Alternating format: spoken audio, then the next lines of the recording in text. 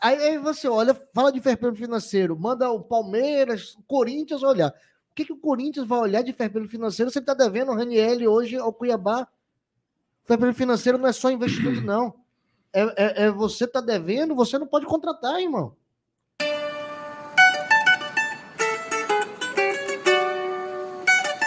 Você conhece a melhor consultoria de apostas do Brasil? Siga @Guia das Apostas e veja que com responsabilidade é possível ser muito lucrativo nas apostas esportivas.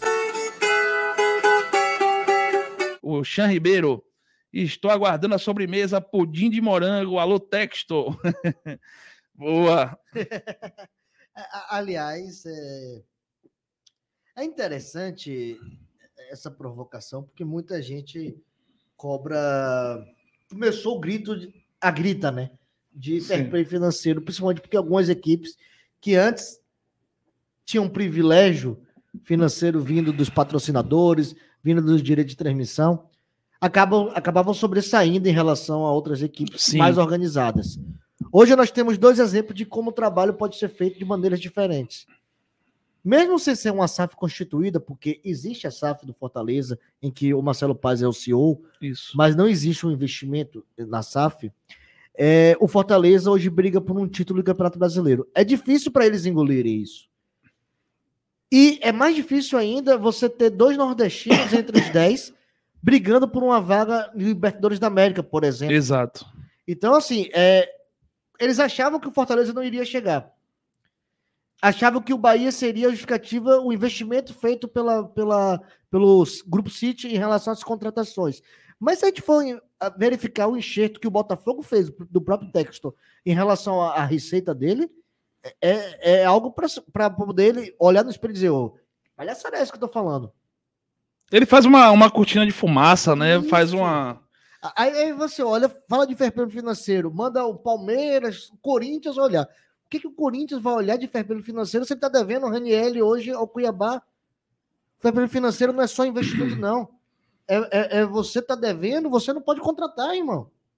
Vai fritar o pouco só com a mãe que tem aqui. É não gastar mais do que você arrecada, né? Então, aí você vê Atlético Mineiro com dívida de bilhões. Aliás, o futebol brasileiro, se a gente for olhar, boa parte dos campeões aí, muitos usam desse modus operandi. Cara, o Cruzeiro é um grande exemplo disso. Você tem um Flamengo e um Palmeiras que se estruturaram. Conseguiram se organizar. O próprio Flamengo. Das receitas dele. O próprio Flamengo com bandeira de Melo, né, sofreu muito esportivamente para poder se organizar. E hoje. O Palmeiras com o Paulo Nobre, quando ele emprestou o dinheiro, depois, inclusive, isso já é colocado publicamente, né? Ele teve a restituição do dinheiro que ele colocou, sem nenhum tipo de juros. Então, ali foi um mecenas, vamos dizer assim, aportando dinheiro para salvar o Palmeiras. E aí você vê o Botafogo, que hoje o Textor reclama tanto, mas que não quita as dívidas do passado. Por exemplo, poucas pessoas que militam nesse meio, que não procuram não se aprofundar no assunto e falam apenas, é o Grupo City que está investindo dinheiro no Bahia e por isso que o Bahia está fazendo uma boa campanha. Isso em parte é verdade, sim, mas não é investimento aleatório. Existiu uma percepção de que era necessário, por exemplo, o Bahia quitar as dívidas trabalhistas. O Bahia, durante o processo da SAF, eu sempre trago isso, existem posicionamentos que foram estabelecidos como investimento para a base, investimento para o futebol feminino, investimento em estrutura, pagamento das dívidas. A quitação das dívidas, cara, assim, nos últimos anos, a gente que acompanhou o dia a dia do Bahia, via o quanto as dívidas eram um problema sério. Era e toda hora uma folha salarial, né? Exatamente, toda hora aparecia um problema. E desde a intervenção, né, para cá, a gente percebe que as últimas diretorias tentaram, digamos, diminuir aí essa dor, né, que toda hora era uma dívida trabalhista aparecendo, era processo por recolhimento de FGTS, fora o problema histórico do Opportunity, ou do... Que era uma dívida astronômica, né, que saiu num patamar de negociação. Chegou a se cogitar aí do Bahia fechar as portas por causa dessa dívida. A BWA também, que teve um problema imenso lá. E fora os outros problemas que foram se descobrindo aos poucos, né?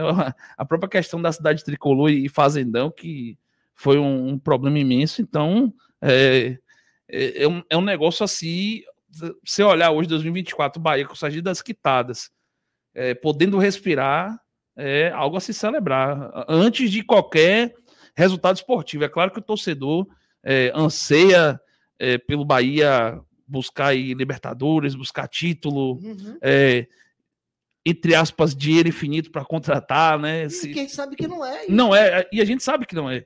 Mas a gente olhar o Bahia se organizando, podendo falar assim, ó, nós temos aqui nossos problemas quitados, vamos agora buscar formas de arrecadar e também fazer com que isso seja rentável.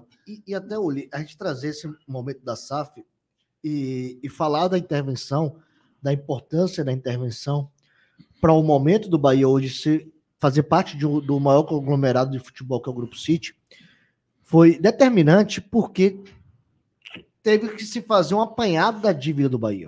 Exato. E esse apanhado da dívida do Bahia... E foram duas auditorias, uma própria do clube e outra do Grupo City. Exatamente. E todas elas entenderam que quando precisava de documento, o Bahia devolvia com 24 horas, 48 horas o documento que eles precisavam. Quando foi levantado o valor da dívida, foi apresentado o valor da dívida real do Bahia. E quando as auditorias fizeram, opa! Exatamente. Tá tudo igual. Como é que tá tudo igual aqui? Geralmente o pessoal pesquisa e dá uma divergência imensa. E isso foi feito no Bahia e em outros clubes do futebol brasileiro de maneira simultânea. Então, assim, essa é a importância que nós temos hoje em relação à intervenção, ao processo de democratização do clube, foram determinantes para o Bahia avançar.